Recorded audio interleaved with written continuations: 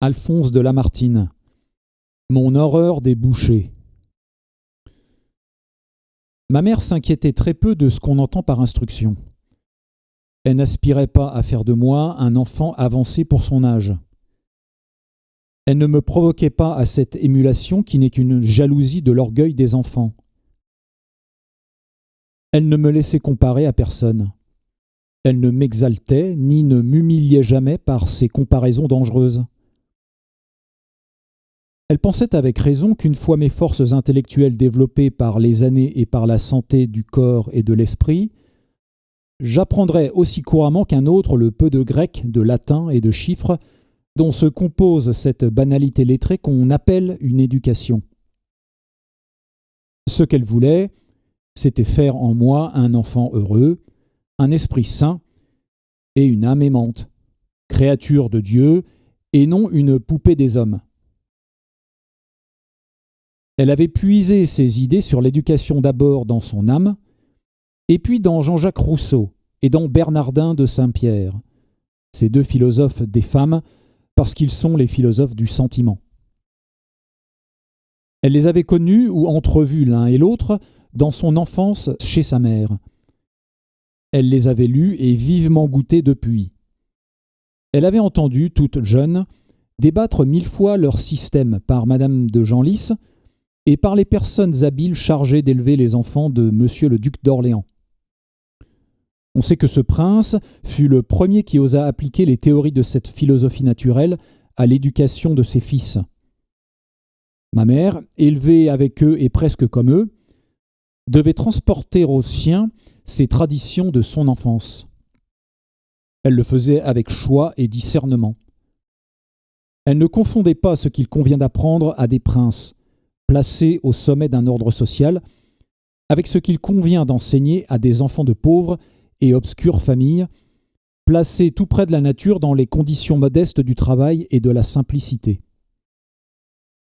Mais ce qu'elle pensait, c'est que, dans toutes les conditions de la vie, il faut d'abord faire un homme et que quand l'homme est fait, c'est-à-dire l'être intelligent, sensible et en rapport juste avec lui-même, avec les autres hommes et avec Dieu, qu'il soit prince ou ouvrier, peu importe, il est ce qu'il doit être.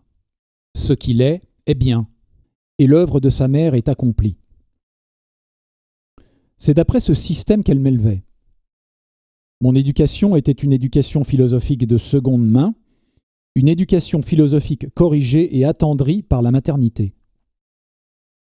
Physiquement, cette éducation découlait beaucoup de Pythagore et de l'Émile. Ainsi, la plus grande simplicité de vêtements et la plus rigoureuse frugalité dans les aliments en faisaient la base. Ma mère était convaincue, et j'ai comme elle cette conviction, que tuer les animaux pour se nourrir de leur chair et de leur sang est une des infirmités de la condition humaine.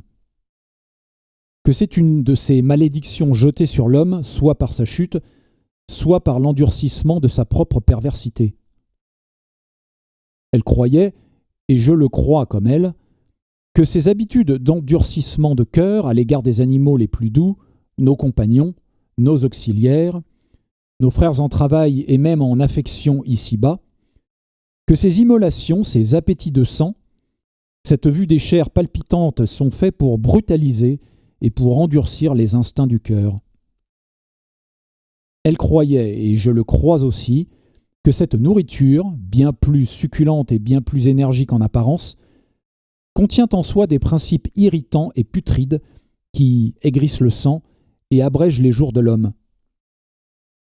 Elle citait, à l'appui de ses idées d'abstinence, les populations innombrables, douces, pieuses de l'Inde, qui s'interdisent tout ce qui a eu vie, et les races fortes et saines des peuples pasteurs, et même des populations laborieuses de nos campagnes, qui travaillent le plus, qui vivent le plus innocemment et les plus longs jours, et qui ne mangent pas de viande 10 fois dans leur vie. Elle ne m'en laissa jamais manger avant l'âge où je fus jeté dans la vie pêle-mêle des collèges. Pour m'en ôter le désir, si je l'avais eu, elle n'employa pas de raisonnement, mais elle se servit de l'instinct qui raisonne mieux en nous que la logique. J'avais un agneau qu'un paysan de Milly m'avait donné, et que j'avais élevé à me suivre partout comme le chien le plus tendre et le plus fidèle. Nous nous aimions avec cette première passion que les enfants et les jeunes animaux ont naturellement les uns pour les autres. Un jour, la cuisinière dit à ma mère, en ma présence, « Madame, l'agneau est gras. Voilà le boucher qui vient le demander. Faut-il le lui donner ?» Je me récriais, je me précipitais sur l'agneau, je demandais ce que le boucher voulait en faire et ce que c'était qu'un boucher. La cuisinière me répondit que c'était un homme qui tuait les agneaux, les moutons, les petits veaux et les belles vaches pour de l'argent. Je ne pouvais pas le croire. Je priais ma mère. J'obtins facilement la grâce de mon ami. Quelques jours après, ma mère, allant à la ville, me mena avec elle et me fit passer, comme par hasard, dans la cour d'une boucherie.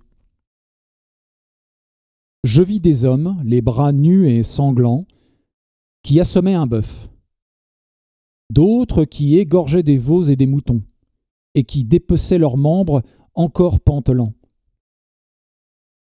Des ruisseaux de sang fumaient çà et là sur le pavé.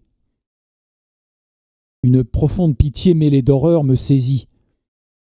Je demandais à passer vite.